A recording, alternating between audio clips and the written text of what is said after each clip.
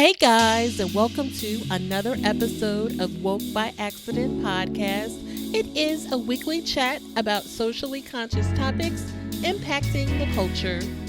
I'd like to extend my gratitude in you listening to this podcast. It means everything to me, and I hope it is clear that this subject matter is so important to me. I care about our people, our future, and making a positive change in this nation. Hey guys, and welcome to another episode of Woke by Accident podcast. I am your host, Jen.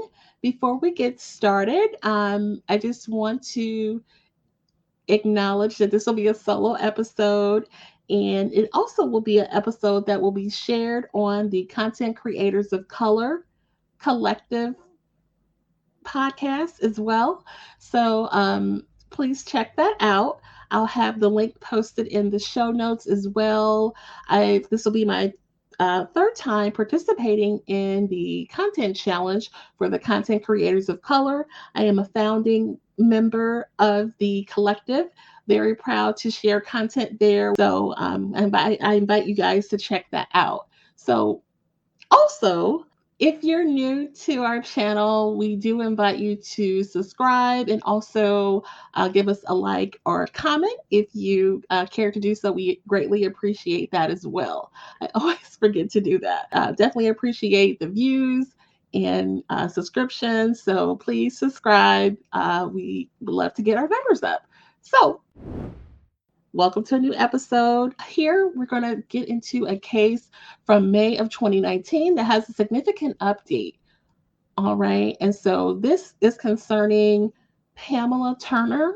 So the trial began this week for the officer who was responsible for the fatal death, Pamela Turner, from May 2019. Benjamin Crump, the attorney handling the case for the family, posted that if the Baytown officer Juan de la Cruz is convicted, it would be the first time that a jury has found an officer guilty for a Black woman's death. So, really interesting and quite sad case that I wanted to share that is not getting so much attention, and I wanted to inform everyone about it. And so the update here is that the trial is finally taking place this week, 3 years later.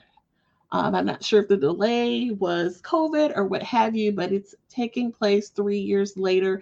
The original incident occurred May 13th, 2019. So, to get you the information about the case, this occurred in Baytown, Texas. The demographics of Baytown is approximately 15% Black. And on May 19th, 2019, the officer Juan de la Cruz gunned down Pamela Turner in a apartment complex parking lot. The incident was caught on video from several of the nearby neighbors and circulated online quite widely. However, the police narrative of what actually occurred has had conflicting stories. And so, additional evidence in getting justice for this family this month as the case is getting underway this week.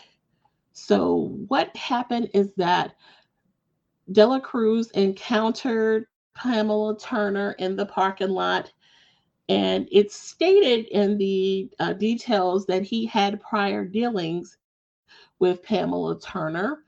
We later find out from the evidence from News One and some of the local Houston news sources that not only was he a police officer in this case, he also worked as a security guard for the same apartment complex where the incident happened. Okay. So he most likely knew exactly who she was and may have had maybe not the best of dealings with these prior dealings that is documented in these articles that we're seeing out online about the incident. Turner had a outstanding warrant, and he was attempting to serve her with the warrant and attempting to arrest her. While attempting to arrest her, she did struggle with him, and his taser deployed. After his taser deployed, she grabbed for it, and it's documented that she tried to fire the taser after him. And so when he did that, um, she fell to the ground.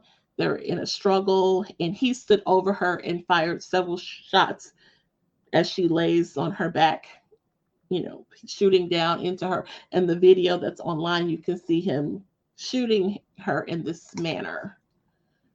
What we now know with the new evidence that was uncovered approximately 1 year after the incident. So the incident was May of 2019. This evidence came out May 13th, 2020, from the Houston Public Media that the taser, which they alleged that she tried to tase him and he was justified in shooting her. Well, if she did try to squeeze the taser, it would be impossible for it to fire because he had already deployed it. And based on the, I guess, technical information about the taser, it would have to be reloaded in order to be fired again. So the type of taser that was used by this officer is an X26P, a model which is incapable of shooting a second set of darts. It would literally have to be reloaded. So he knew that as an officer. So, maybe he was just advised to say he feared for his life, because that's what they're saying, is that he feared for his life. And that is why he shot down and fired so many shots at her, this 45-year-old grandmother, on this dark parking lot, as she was unarmed. She had no knife, no gun. She did struggle with him. She did reach for his taser after he had already deployed it. And we now know that it was incapable of firing an additional set of darts. So it would not have hurt him. And he knew that. He knew he had already pulled his taser. So it would not fire again. So hopefully that piece of evidence will be helpful, because all of the prior narratives, all the other articles say that she tried to tase him back. She tased him back. Like, she is responsible for her own death, basically blaming the victim, essentially. And so now that we know that's not the case. So, what occurred after the shooting? Officer De La Cruz turned himself in, and he did face the charge of first degree aggravated assault from the May 13th, 2019 shooting. So, essentially 3 years after the incident, it's just now getting its trial. So we will definitely keep you updated on what has occurred. Another good piece of information came about from the information from the family who filed a lawsuit. And so the family of Pamela Turner, they filed a wrongful death lawsuit in the city for the May 19th death of Pamela Turner. And they list defendants as Officer Juan de la Cruz, the city of Baytown, and the Cypress Point Equity Partners, who manages the apartment complex where Turner lived.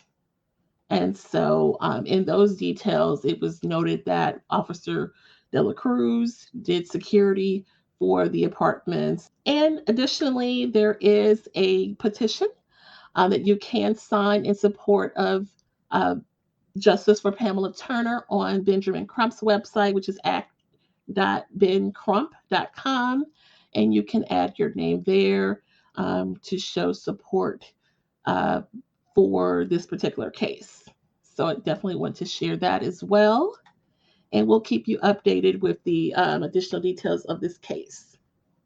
So I definitely appreciate the listens, and take care.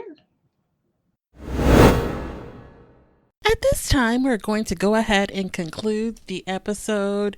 We greatly appreciate you listening. We invite you to follow us on social media. On Instagram, it is Woke by Accident Podcast. On Twitter, it is Woke by. On Facebook, it is Woke by Accident Podcast. We also have the new website up, www.wokebyaccident.net. Please check us out, and also follow us on all of your favorite streaming platforms, and please leave a review and share feedback. You can also reach out by Gmail, wokebyaccident@gmail.com. And every time you listen, we appreciate it so much. Thank you for listening, and take care.